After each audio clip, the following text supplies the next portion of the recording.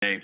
But we're going to move on to Dave Bertoni from Levisense. Levisense is a very interesting platform with regards to collecting data and bedsore treatment. So I'm going to let Dave jump in. We're running a poll right now, and then we'll stop the poll in about 5 minutes. So Dave, introduce yourself.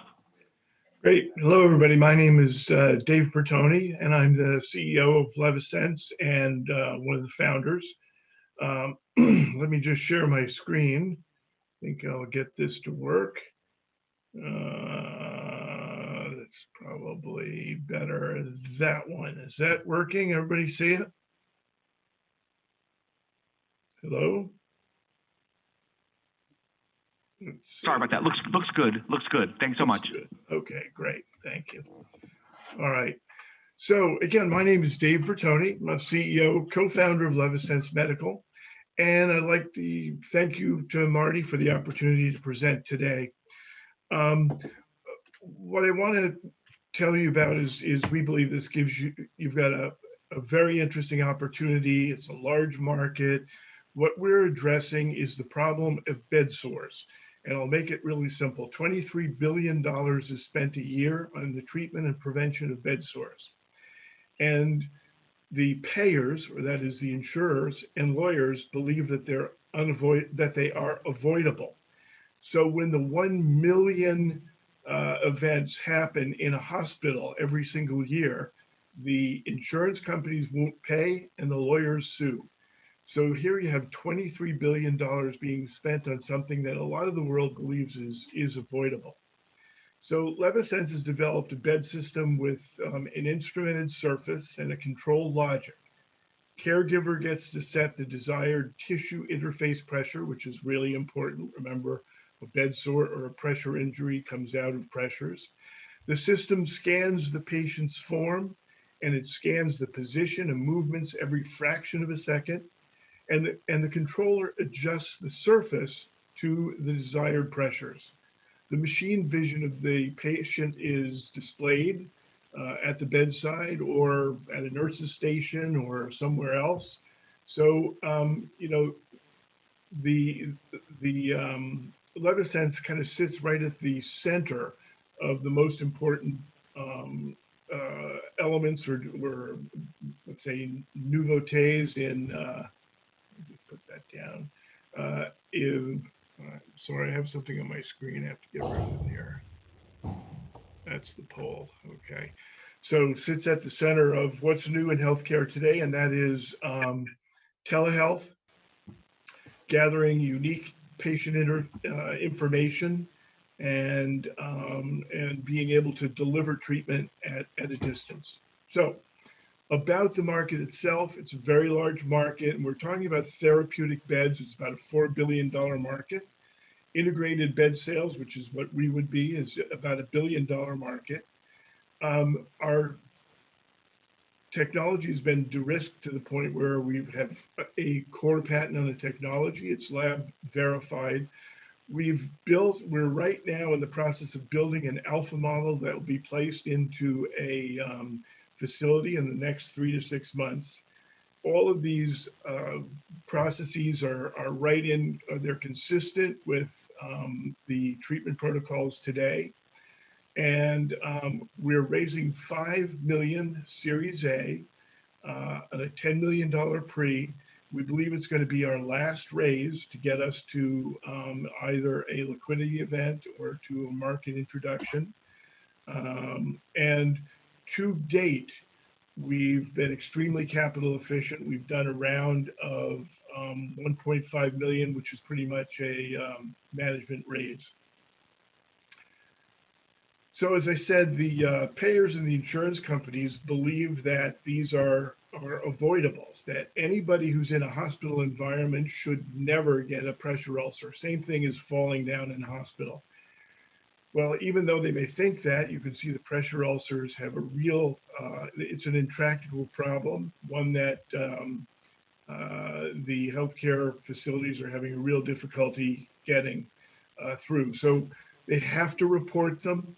When they're reported, either Medicare or the payers will ding them if they're in the high percentage categories.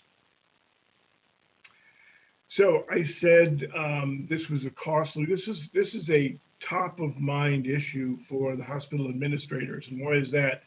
Because if you just take a 160 bed hospital, the average 160 bed hospital loses $6 million in losses. That is unreimbursed services because the insurers won't pay.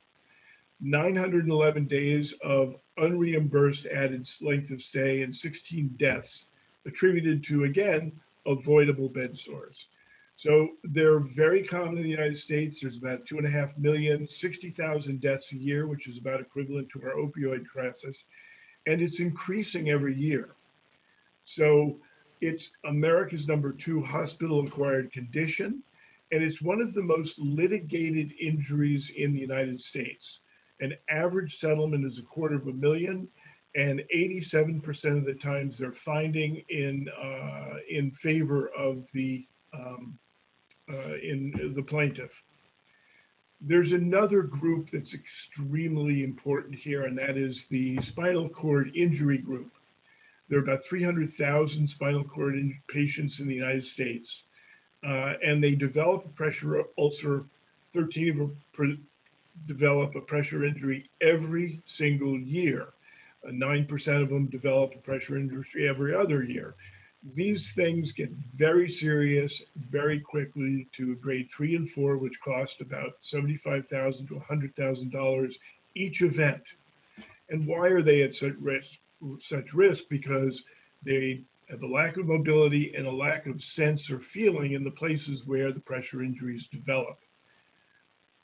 The largest healthcare provider in the world for spinal cord injury patients is the Veterans Administration. They're extremely concerned about this, and the reason is that they're responsible for the healthcare of their veterans from end to end.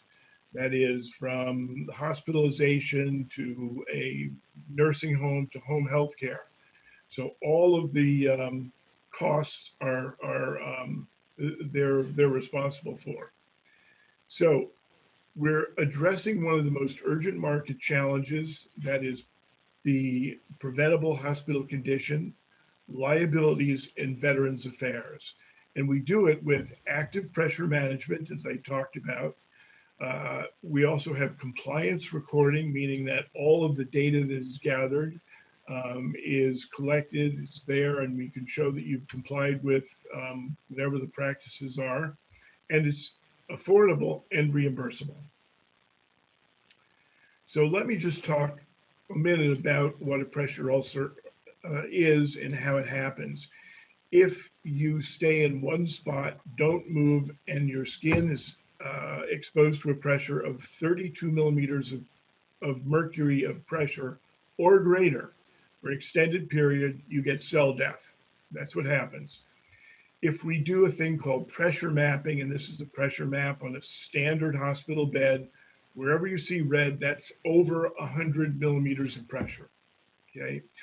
If you were to maintain that spot and not move, you would get a pressure ulcer. That's why the policies in a hospital are that you have to be repositioned at least every 2 hours. So it's extremely expensive to deal with somebody who's at high risk of pressure ulcers. Once you have a pressure ulcer, the recovery time is generally 3 months. So you'll be in acute care until that wound begins to stabilize, then skilled nursing, and then home health care. So the solution is 2 concepts. One's called immersion, the other one's envelopment. Envelopment means how well does the surface conform to the body or mold to the body. And immersion is how deeply you go into the surface. So our system is built on this. We've got a thing called a rolling diaphragm. It's filled with air, and we fill it with whatever pressure we desire. In this case, in this demonstration, we filled it with 32 millimeters of pressure. And when you press on the device, you'll notice it doesn't work like a balloon. It doesn't expand. It doesn't get pushed back more. It can only push back with the amount of pressure that we fill it with, and then it rolls away from the body. There are hundreds, there's 416 cells on our bed. They're independent and they conform to the smallest contours of the body. We can sink a person up to 5 inches deep into the surface, and that gives you more surface area to cradle the body. So, you know, there are a lot of other beds out on the on the market that are therapeutic beds, but because of the fact that the hospitals and we're unable to control the pressure injury problem, they just seem to be inadequate. They're all based on a very similar system, and that is like laying on a raft that you might find in a pool. So what do? With each one of our cells, we put a height sensor and a pressure sensor and a valve in every single one of our 400 cells. Every cell, every individual cell is sending signals to our processor, and the processor can regulate each one of the cells individually. We can individually program a cell to take any pressure we'd like, and I'll show you a quick video of that. Shut off the sound. So what we're going to see is a person laying down on our surface, and you'll see two different sides of the, oops, sorry here, slight technical issue. You'll see two sides. One display side is the pressure, one display side is the height of every cell. What we've done right now is we've told the control algorithm to keep the pressure at 26 millimeters of pressure. That's very light, well below the threshold of 32. And now as this person moves around on the bed, they're just moving, he's going to turn from his back to his side. What you see is that within 6 or 7 seconds, the pressure goes back to 26 millimeters of pressure after the person has stopped moving. Now he's going to return, roll over onto his back again, and you'll see as the movement is happening, the pressures change. The system's aware of those pressures, and after he stops moving, the pressure is returned to 26 millimeters of pressure. And again, you'll see him roll to his right side this time. And each one of those times, we can tell what position that patient is in. So we're getting a reading of all of these different cell pressures and positions every 500 milliseconds. So what did you just see? What you saw is a demonstration of our active intelligence pressure management. The value of the patient and the caregiver and the institution is that it reduces the risk of human error. The pressure mapping is continuously displayed either locally or in a remote location. In fact, the surface can be controlled from a remote location, and that's why we talk about our ability to do telehealth.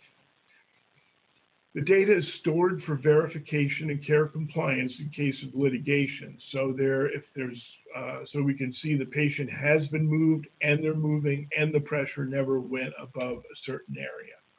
The patient movement data is increasingly used for alerts and general health indicators as well. The opportunities for the utility of this data has yet to be explored. So no matter how great the clinical benefits are, if a bed requires a lot of training, it won't be used. We know that. So the active intelligence technology works very well, as we say. We call it under the covers, and we simplify the interface to make it very easy for the least skilled assistant to access all the technical features. So it's just one touch on each one of these. You select the kind of comfort you'd like, and that includes flotation. So flotation is one of the important elements. So we've got two parts of the bed that I think are really unique. One is that we can take the bed from being extremely supportive and conforming to the patient's body And with one touch, we go to what we call a mobility cycle that lifts the patient out of the bed so it's not on a nice firm surface and allows for really easy patient handling, or for an independent patient to get back his mobility. This is where most of the injuries happen, not only to the patient, but the caregiver when they're trying to move them in a very soft surface. Absolutely unique for Levisense is our ability to create a void any place and of any size in the surface. So what we're seeing here on the slide is if the wound were right there and you wanted to completely float it, take all of the pressure off it, either for comfort or for clinical means, all you have to do is push down on the surface, hold it, and the cells will stay depressed until you go back to a mobility setting. So any size, any shape, in any place in the bed, you can create a cavity to float the surface. No one else can do that. So unique to our bed is the ability to get active intelligent pressure management, personalization, data collection, remote control, and monitoring. So regulatory requirements for us and hurdles are very low. This is a class 2 510K exempt. It only requires FDA registration, and we use an equivalence or a predicate device as a alternating pressure bed. Very simple for us to measure this in our labs and pass. Standard engineering approvals are typical, like UL, to make sure that it's electrically safe. And current IP status is we have a number of US international patents and patents pending, as well as trade secrets.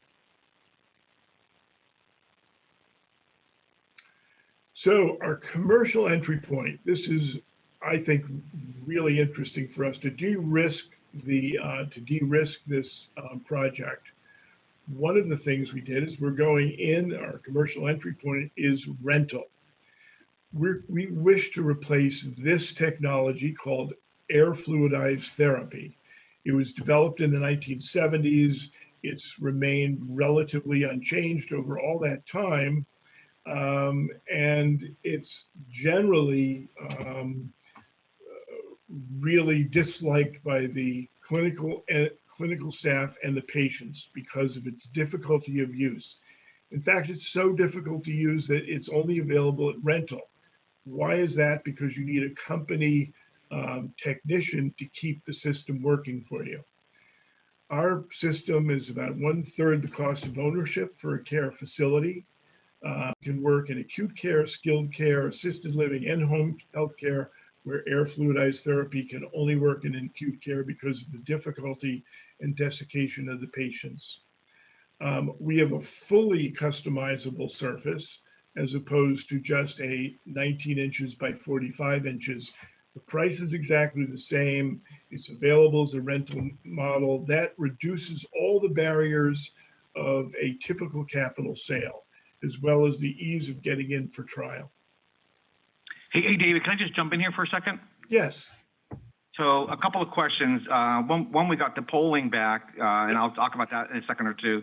But the other one is that some people are asking, is this rental of beds the norm in the business, yes, or is it natural to sell the beds? Number one. Second, I think you mentioned that you're 1/3 the cost of other beds. Yep. But how do you compare to hospitals? Sure. So I'm going to talk about air fluidized therapy because that's the one that we're going after first, and those are entirely rental. It's a day rental business, and they're $100 a day is the average, 75 is the low, 125 is the high. Depends on what area you're in, but the literature uses 100 as an average. That's number one. Number two, the cost of ownership. It's a bit complicated, but here we'll go. You can only put one of these beds in a room, and the reason for that is it's called air fluidized therapy. It requires a very high airflow. Uh, and in order for it to work, you can't put covers over the patient because it stops the airflow. So you have to heat the air up to 87 to 94 degrees. So only one of these you can put in a room because of the dust and the heat, where you can put two or whatever of ours. The energy drain is extremely high. And one of the other things that I hate to mention after lunch is that if there's any, if a patient is incontinent, it goes into this medium and cooks at 94 degrees and is blown out at a very high airflow. It's really a very difficult. We only have a few more minutes left, Dave, but a couple other questions have come on. So just let me preface this by saying that 30% of the audience today is from Silicon Valley, right? Or California, a lot of VCs. So the question is, what are the other uses of this sort of technology? Is this a platform, or is there intent to roll it out in other forms?